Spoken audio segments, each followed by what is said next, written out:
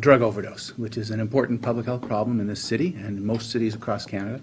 I reported on this last September to the Board of Health, looking at trends in hospitalization, emergency room visits, and particularly deaths from drug overdose. And we're seeing a rising trend over the past 10 years that we have data, over 40% increase.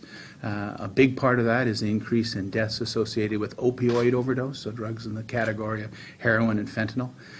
Most recent year for which we have data, 2013, there were 206 deaths, which is a very significant burden of mortality. There are a number of things that we're trying to do about overdoses. We talk about naloxone distribution, we talk about public education, but what I brought forward as a recommendation for the Board of Health on Monday is to introduce an intervention that we don't yet have in Toronto, and that's supervised injection services. We have a bit of a history thinking about this in the city. It was part of the Toronto Drug Strategy in 2005, adopted by City Council, to take a look at this from a feasibility point of view.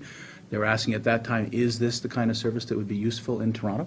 That feasibility study was ultimately done by U of T researchers and reported in 2012.